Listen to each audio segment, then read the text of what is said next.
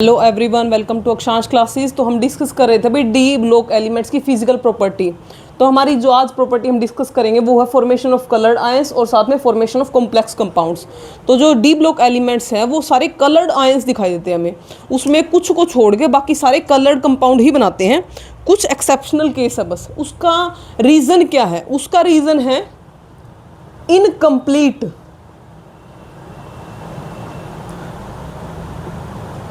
D subshell. ठीक है, अब देखो इनकम्प्लीट डी सबशेल का मतलब है कि उसके अंदर डी के अंदर इलेक्ट्रॉन्स तो है लेकिन वो फुल्ली फिल्ड भी नहीं होनी चाहिए और वो वैकेंट भी नहीं होनी चाहिए। यानी उसके अंदर 1 से लेके 9 तक के अगर इलेक्ट्रॉन है तो वो क्या होएगा, वो कलर्ड आयन बनाते हैं। लेकिन अगर मुझे ये बोल दे कि Zn2 पॉजिटिव बताओ तो Zn2 पॉजिटिव में तो 3d10 होता है, ये तो नहीं बनाएगा। ऐसे ही स्कैंडियम है, स्कैंडियम 3 पॉजिटिव की बात करें तो इसमें तो 0 इलेक्ट्रॉन हो जाएंगे डी के अंदर, तो वो भी नहीं बनाएगा। तो देखो यहाँ पर हम क्या पढ़ेंगे कि जो जिनके अंदर इनकम्प्लीट डी सबशेल है यानी डी ऑर्बिटल्स के अंदर 1 से लेकर 9 तक इलेक्ट्रॉन है तो वो ही कलर्ड कंपाउंड बनाते हैं। अभी इसका रीज़न मैंने बता दिया। अब ऐसा क्या है कि इनकम्प्लीट सबशेल होने पे ऐसा होता है? तो देखो जो ये हमारे डी ब्लॉक के एलिमेंट्स हैं, जब हम अगला चैप्टर पढ़ेंगे ना तो वहाँ हम पढ़ते हैं कि इसके अंदर स्प्लिटिंग होती है जिसे हम बोलते हैं क्रिस्टल फील्ड स्प्लिटिंग। यानी जो डी के 5 ऑर्बिटल होते हैं उनके बीच में स्प्लिटिंग हो जाती है, मतलब कुछ की एनर्जी कम हो जाती है, कुछ की ज़्यादा एनर्जी हो जाती है। अब होगा क्या, मान लो 3 की कम होगी, वो कॉम्प्लेक्स के ऊपर डिपेंड करता है, लिगेंड्स के ऊपर डिपेंड करता है कि वो 3 की कम होगी या 2 की कम होगी। तो जो लोअर एनर्जी के ऑर्बिटल है वहाँ से इलेक्ट्रॉन क्या करता है, हाइयर एनर्जी ऑर्बिटल में जाता है। अब ये एनर्जी गेन करके जाएगा। अब ये जो एनर्जी गेन करेगा यानी जो लाइट की जिस फ्रीक्वेंसी को एब्जॉर्ब करेगा वो विजिबल रीजन में होती है, तो उसका कॉम्प्लीमेंट्री कलर ही हमें दिखाई देता है। अब हमें पता है ये ऊपर जाएगा, ये स्टेबल नहीं है, ये वापस नीचे आएगा, तो हमें क्या होता है कि इसका जो कॉम्प्लीमेंट्री कलर होता है ना वो कलर दिखाई नहीं देता जिसकी लाइट उसने एब्जॉर्ब करी, जिस फ्रीक्वेंसी, उसका कॉम्प्लीमेंट्री कलर दिखाई देता है।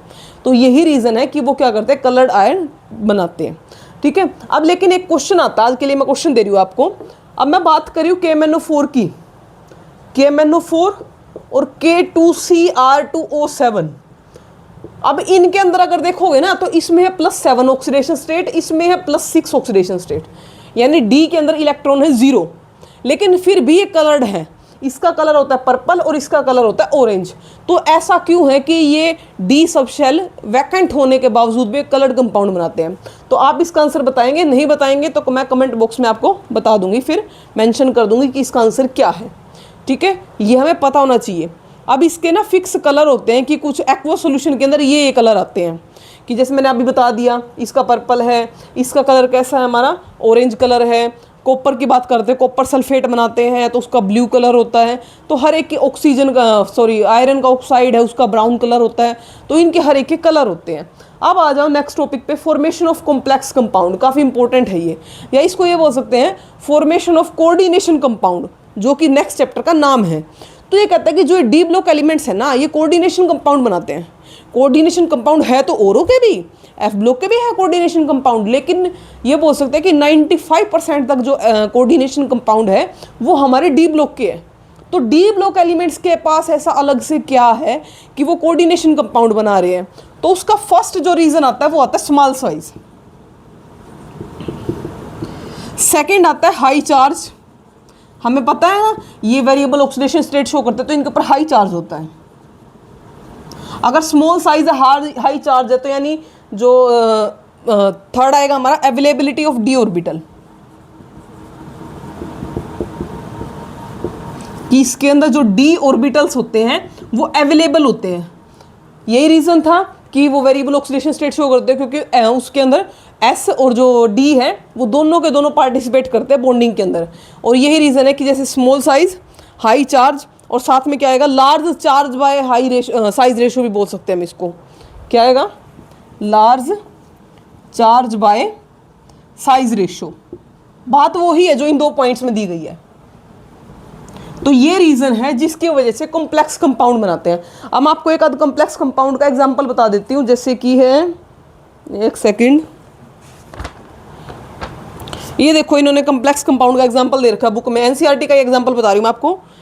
प्लैटिनम टेट्राक्लोराइड ये है, इसका नाम आगे हम ये भी पढ़ेंगे, इसका नाम कैसे लिखते हैं। ये है ना जो टेट्राक्लोरोप्लैटिनम प्लैटिनेट, तो ये बताएंगे कि इसका नाम कैसे आया, क्यों आया, वो अगले चैप्टर में आएगा।